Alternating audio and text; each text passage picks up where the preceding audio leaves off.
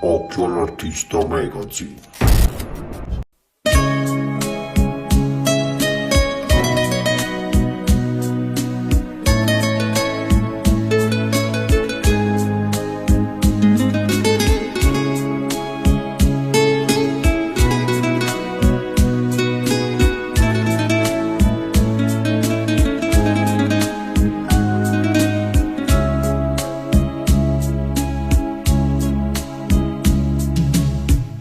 Tre megliagna che pasqua alla mia,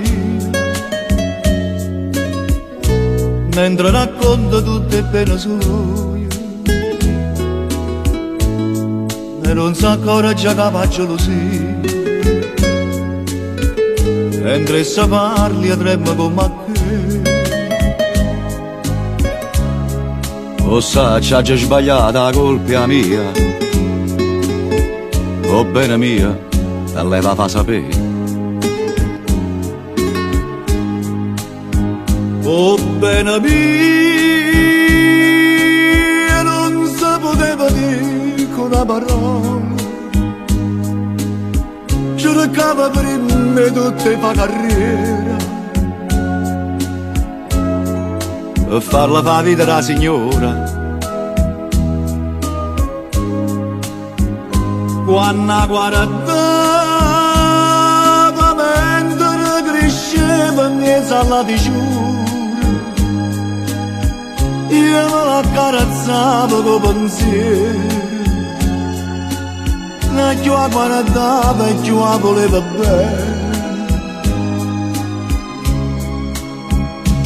ma io pensavo che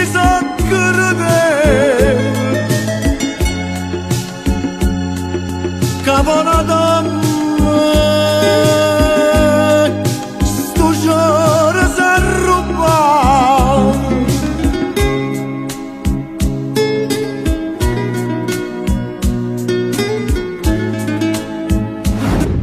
Salve a tutti gli amici del giornale online Occhio all'Artista Magazine da Giuseppe Nappa. Questo pomeriggio ho avuto l'onore ed il piacere di entrare qui in casa di un grande maestro della storia della canzone napoletana, e questo veramente mi onora e mi emoziona, il maestro Pino Mauro. Buon pomeriggio maestro, e grazie. Ma grazie a te, caro Peppe. Vabbè, maestri, imperatori, qua oggi è difficile. E come posso dirti? Vabbè, ti ringrazio per le belle parole, però io sono uno che dico gli esami non finiscono mai. Maestro, io ho studiato, ho seguito, vi seguo da anni, devo dire la verità, perché siete anche uno dei miei artisti che porto nel cuore, perché voi, come dicevo, avete rappresentato Napoli, la rappresentate ancora, e quindi diciamo noi siamo fieri ed onorati di essere qui. Ma Pino Mauro, come si accorge di essere Pino Mauro ed inizia questo meraviglioso viaggio nel mondo della canzone napoletana? Non è che come inizia, come non inizia, cioè nessun talento inizia perché inizia colpa a mamma, cioè praticamente nasce, cioè il talento è una cosa, l'artista che nasce, come dice Totò, l'artista si nasce, no? Poi ci sta quello che si inventa, cantante, che dice vabbè, ma si sveglia la mattina e dice cazzo pure io. Ma tutto questo è tutt'altra cosa, insomma, altri discorsi. Per gli artisti si nasce, quindi si nasce e poi si perfeziona. È chiaro che pure un mobile che tu inizi a comporlo e poi lo devi lucidare, cioè praticamente deve avere la sua bella faccia, perché non puoi presentare un tavolo di grezzo, eccetera. Tutto questo è come la musica, è come l'attore. La musica, se tu hai questo talento, però devi sapere, e quando vai all'università cominci a imparare un sacco di cose. Il talento, l'intelligenza ce l'hai per studiare, però devi sapere anche se non vai a prendere, a documentarti nei libri cosa vuol dire la storia, cosa vuol dire la cultura, cosa vuol dire tutt'altro, tutto quello che esiste al mondo è quello che è esistito, perché tutto quello che i talenti dovrebbero e fanno anche, molti, senza badare alle generazioni. Sì, si può rimare, però l'artista rimane ancorato al passato. Il passato, io dico sempre, senza ieri non ci sarà domani. E quindi questo non è talento, ma se ti metti il vecchio sarto, come mi ricordo Blasi, Rubinacci, cose che facevano la mia antenata famiglia dei Mauriello, sarti di alta qualità, che venuti fuori da queste grandi firme come eccetera eccetera, e quindi si facevano a che proprio il vestito è come l'artista, perché un vestito puntiato a mano non lo rumba mai e rimane intatto. Così è l'artista talento può fare tutto. Come la vostra voce, è rimasta intatta, maestro. Beh, vabbè, ma io... Forse diciamo in alcuni tratti ancora più perlaccia. Eh sì, perché praticamente si acquista anche la voce, anche non solo cantata, anche quando tu, anche nel discutere, nel dialogare, e come posso dirti, quando si fanno discorsi di un certo livello, che si parla di cultura, arriva anche dalla testa, dalla mente, e quindi anche la voce. È un esempio, per esempio, tu senti il mio diaframma, no? Che sarebbero le ottavi che stanno nei bassi, poi ci sono le ottave su. Ma non è questa poi che oggi io sento il problema dei cantanti, io li chiamo cantanti, non è che io, come qualcuno dice, però così parla, non accetta noi giovani, ma io non è che non accetto quello che arriva e quello che sta arrivando, io accetto quello che fa bene all'arte, ma non noto più. Ecco, tu dici il discorso della voce nei dialoghi. Anche questo prima si studiava, si ci facevano dei vocalizzi, di come sanare, di come mantenere la voce, eccetera. Poi col tempo si matura anche questo corpo, perché il canto è come la voce, il canto pure vi arriva da tutto un fatto muscolare, uno si contorce, insomma. Poi arriva al cervello tutto quello che devi, cioè nota per nota, di quello che sta per arrivare, poi arriva una sferzatura cuore per trasmettere l'emozione agli spettatori. E tutto questo non credo che ci si arriva, perché noto delle voci tutte uguali. Io li chiamo voci bianche. Le voci bianche hanno un'ottava come le femmine, sono tutte uguali. Allora dico, ma è mai possibile che non nasce più questi interpreti con questo? Perché se noi torniamo indietro,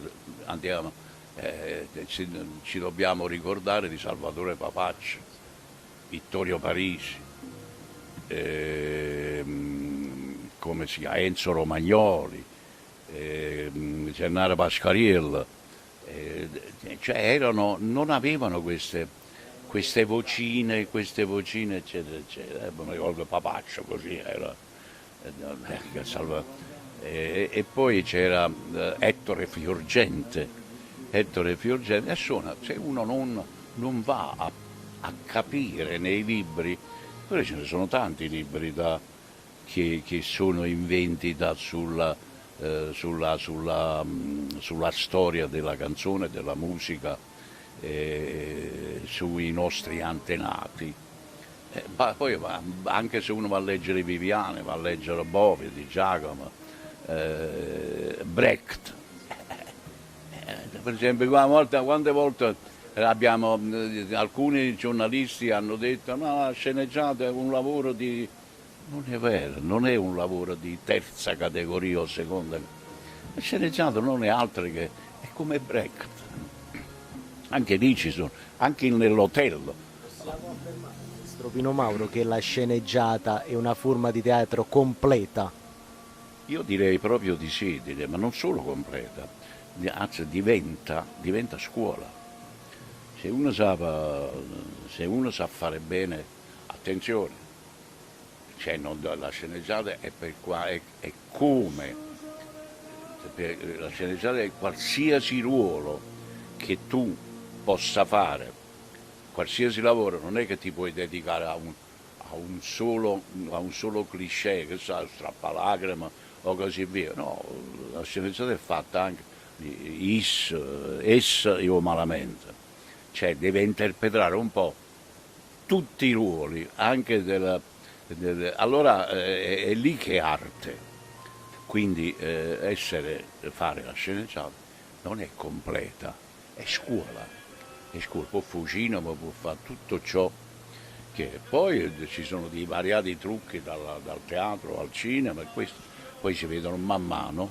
Pino Mauro però è un artista completo, ha fatto cinema, teatro, ma soprattutto anche un grande studioso, perché alla figura di Pino Mauro possiamo attribuire anche i più grandi classici che ha cantato come interprete della canzone classica napoletana.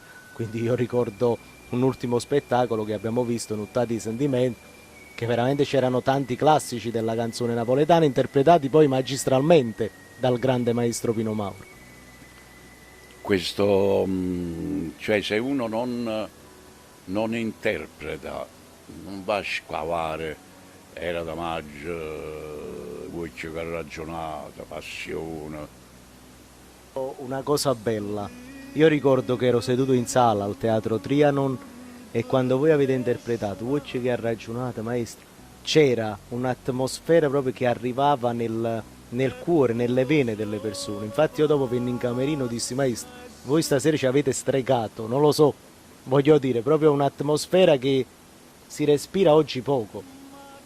Sono nato cioè io a 14 anni, sono nato a Villaricca, un paesino del nord di Napoli, che è il paese di Sergio Bruni pure. Praticamente per me è stato un po', lui già era, poi io nasco appena dopo guerra, ricordo c'erano ancora qualche residuo di tedeschi, erano arrivati gli americani, pure nei paesi erano così. E ricordo che c'era tutto un rinascimento, una ricostruzione. Allora io da Villaricca a Napoli c'era solo il tram, il 60, 460 in un pullman, che il tram faceva tutta la linea Capimonda, Marano, Giuliano, Villaricca. E poi allora, c'era mio padre che credeva molto in me, che avendo i fratelli miei che avevano intrapreso praticamente la via della sartoria, no? Infatti il secondo fratello mio stava con Keaton, adesso ultimo me. E io prendevo questo e c'era da giostrarti, perché non c'è, i paesi arrivi nella città, ti devi saper muovere, devi cercare di conoscere le cose in silenzio. Allora l'unico sfogo che c'era allora erano i vari circoli. il circolo dell'acquedotto, il circolo della Telecom, cioè, e così via, TTC, insomma, dove si riunivano le svariate persone culturali e non, insomma. Persino le sale dei biliardi erano così. Quindi io conobbi, c'era questo canale dell'acquedotto, e ricordo che organizzarono uno spettacolo. Io già, ma a 14 anni non è che ero un ragazzino, ero già sviluppato, sembrava che sono un Grimaud, e già con i miei principi, la mia tenacia, la mia personalità, avere le personalità forti danno fastidio a molte persone. Tornando al fatto del crollo dell'acquedotto, organizzano uno spettacolo ed era il Teatro del Popolo della Villa Comunale all'aperto. Si chiamava la Casina dei Fiori, no, Teatro del Popolo. E io che faccio una cover, era appena finito il Festival di Napoli, era d'estate, e che si faceva questo spettacolo. E con me c'era Gianni Aterrano, che pure lui cominciava a fare musica, che poi si è sposato una ragazza che faceva parte dello spettacolo. Insomma, giovani promettenti. E beh, finisce che di cantare. E sento un applauso che non finiva, sembrava che avessi cantato a un festival e che era già vinto, insomma. Scesi dalla scaletta e arriva un signore vicino a me e dice, hai mai fatto un disco? Dice no, questo è il mio numero, ti chiamo io, c'è il mio indirizzo, allora non c'erano i telefonini, non c'era niente, se vuoi telefonare a casa. Insomma, viene a Villaricca e mi propone un contratto discografico e mi porta alla GGD di Milano e mi fa fare i 78 giri, 378 giri, i dischi di Carboni, va a cantare in diretta, eccetera, eccetera. E qui ci vorremmo un mese per spiegare cos'è il disco di Carboni, che se non cantava tutto intero, diceva ciao, è stato buono, non può fare il cantante, assieme all'orchestra. Mo fanno con il computer, con l'autotune, vabbè, lasciamo perdere.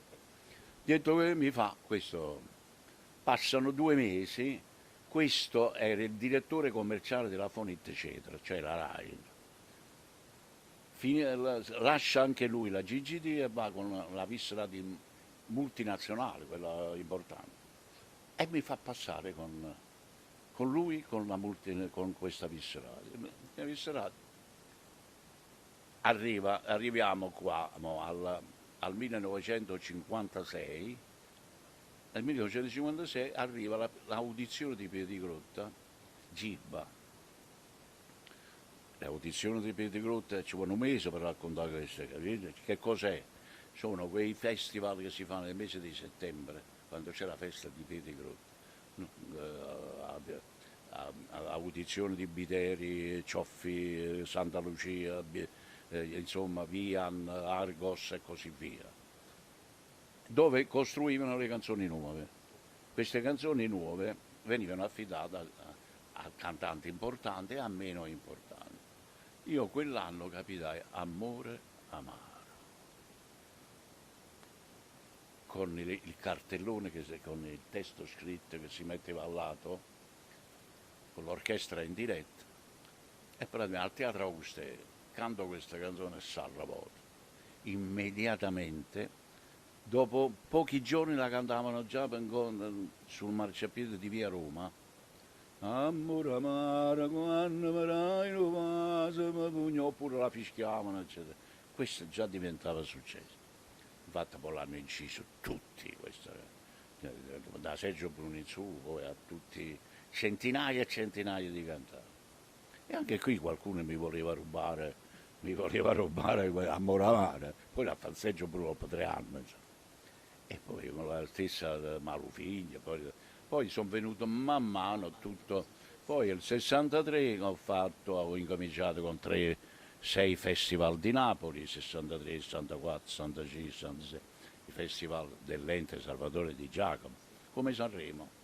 Nel 1970 che i festival non davano più nulla perché un raccomandato era un giudice, l'avvocato voleva fare l'autore, il giudice voleva fare l'autore, insomma, ma potevano scrivere, non erano cioffe, non erano di Giacomo, non erano via. Le canzoni non facevano più successo. Cioè, mi inventai il ritorno della canzone di Giacca, cioè l'arma delitta, l'arma bianca, quella che scriveva Bovio, lo stesso di Giacomo, Francesco Fiore.